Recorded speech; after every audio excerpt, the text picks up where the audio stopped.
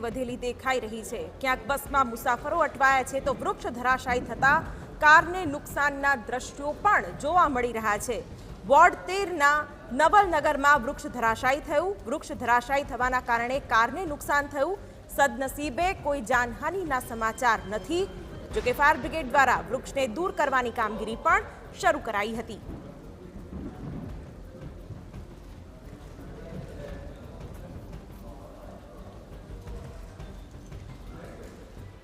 રાજકોટ શહેરમાં 1 કલાકમાં 1 ઇંચ કરતાં પણ વધારે વરસાદ, તોફાની વરસાદ પડ્યો, તેને કારણે નુકસાનીના દ્રશ્યો પણ સામે આવી રહ્યા છે।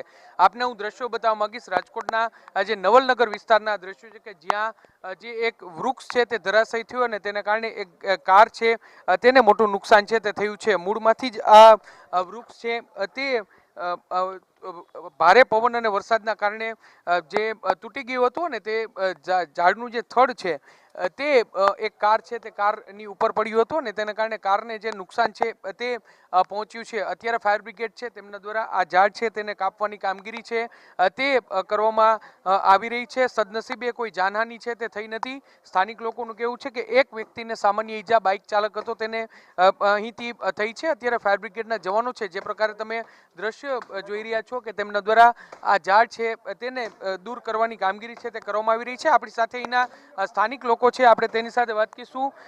શું કહેશો, કેટલા વાગ્યાનો બનાવ છે ને શું ઘટના બની હતી? આ લગભગ 1 કલાક પહેલાની ઘટના છે અને 15-20 મિનિટ પહેલાં કીધું, 20 મિનિટ પછી ફાયર બ્રિગેડ આવ્યું છે અને મોટરસાઇકલ ચાલક ફૂલ વરસાદ ચાલુ હતો।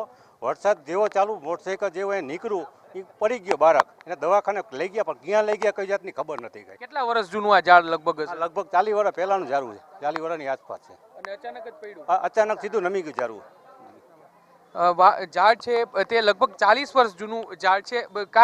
કાર જેમની માલિકીન છે તે આપણી સાથે, શું કહેશો આપ? અહીં કાર રાખી હતી, કેટલું નુકસાન કારને? આ કાર પૂરેપૂરી ટૂંકમાં પૂરી લોસમાં છે।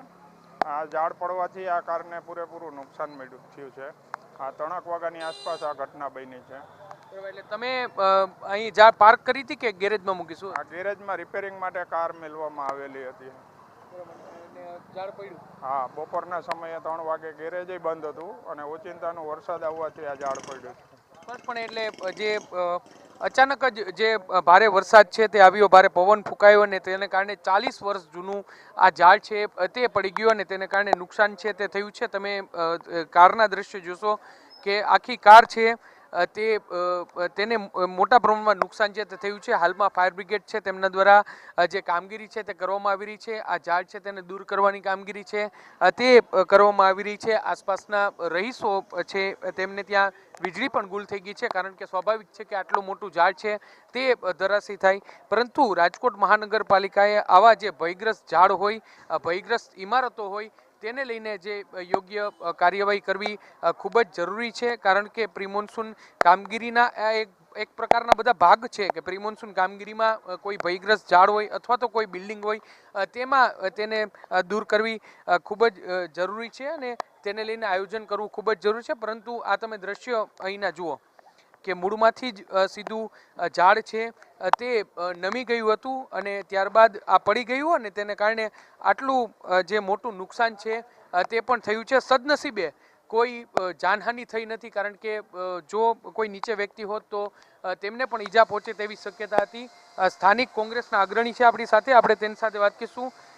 શું કહેશો પ્રભાતભાઈ, તમારા વિસ્તારમાં પ્રી મોન્સૂન કામગીરી કયા પ્રકારની થાય છે ને આ જે દ્રશ્યો છે શું કહેશો આને લઈને? પ્રી મોન્સૂનની કામગીરી 0 છે। ભયજનક ઝાડ આવા તો અનેક છે, છતાં પણ કોઈ કાર્યવાહી ગાર્ડન શાખા દ્વારા કરવામાં નથી આવી, નથી કોઈ આરએમસી દ્વારા કરવામાં આવી। આ સિવાય ઠેર ઠેર જગ્યાએ પાણી ભરાયેલા છે, પીડી માલવિયા કોલેજે પાણી ભરેલા છે અને આ સિવાય બીજા અનેક ઝાડ રહ્યા ભયજનક સ્થિતિમાં છે, છતાં પણ આજ સુધી અમે અનેકવાર રજૂઆત કરી પણ એક પણ જગ્યાએ બાજુમાં જ અહીંથી ખાલી 50 ફૂટના અંતરે શાસક પક્ષના કોર્પોરેટરો બેઠા છે, ત્યાં આગળ તમે જઈ શકે એનું ઇન્ટરવ્યૂ અહીંયા આવવાની તસ્દી પણ નથી લેતા। શાસકોના કોર્પોરેટરો આવવાની તસ્દી પણ એને લેવી નથી। અહીંયા આટલા લોકો જોવે છે, કોઈ જાનહાની નથી, એટલી આપણે ભાગ્યશાળી છીએ અને ભગવાનની કૃપા છે કે કોઈ જાનહાની નથી। આમાં કોઈ જાનહાની થઈ હોત, નીચેથી કોઈ જતું હોત તો શું પરિસ્થિતિ થાત?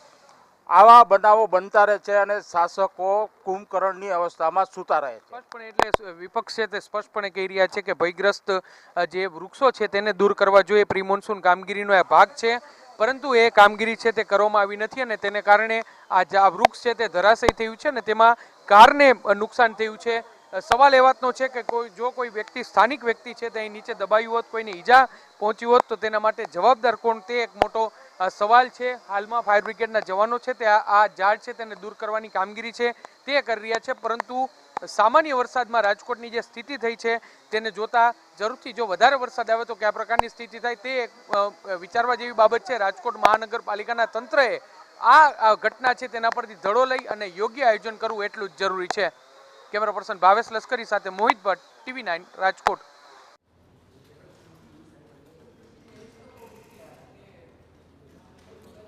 તો રાજકોટના આ દ્રશ્યો પણ જોઈ શકાય છે. ચોમાસું તો સમયસર જ આવ્યું, વરસાદ પણ આવ્યો અને તેની વચ્ચે આ દ્રશ્યો જોઈ શકાય છે જેમાં રાજકોટ મહાનગરપાલિકાની અણઘડ કામગીરીના દ્રશ્યો જોઈ શકાય છે. 150 ફૂટ રિંગ રોડ પર પાણી ભરાયા, વાહન ચાલકોને સમસ્યા થઈ. નાના મુવા સર્કલ પાસે પણ એ જ પરિસ્થિતિ હતી. જાહેર માર્ગો પર પાણી ભરાતા આ રીતની પરિસ્થિતિ સર્જાઈ. ક્યાંક BRTS કે જેમાં મુસાફરો પણ હાજર હતા તે ફસાઈ ગઈ હતી પાણીમાં અને BRTS બસ બંધ થતાં મુસાફરો પણ અંદર અટવાયા હતા તે પણ દ્રશ્યોમાં જોઈ શકાય છે. તો બીજી તરફ રૈયા રોડ પર એક વૃક્ષ ધરાશાયી થતાં વાહનને નુકસાનના પણ દ્રશ્યો જોઈ શકાય છે. આ તમામ કામગીરી કે જે ચોમાસા પહેલા થવી જોઈએ, પરંતુ ન તો પાણીના નિકાલ માટેની વ્યવસ્થા કરવામાં આવી છે, ના તો આવા ઝાડ કે જે ભયજનક સ્થિતિમાં છે તેમને ઉતારવાની કે ટ્રીમિંગ કરવાની પણ જવાબદારીમાંથી રાજકોટ મહાનગરપાલિકા જાણે કે ઊણી ઉતરી હોય તેવું સ્પષ્ટ દેખાય છે.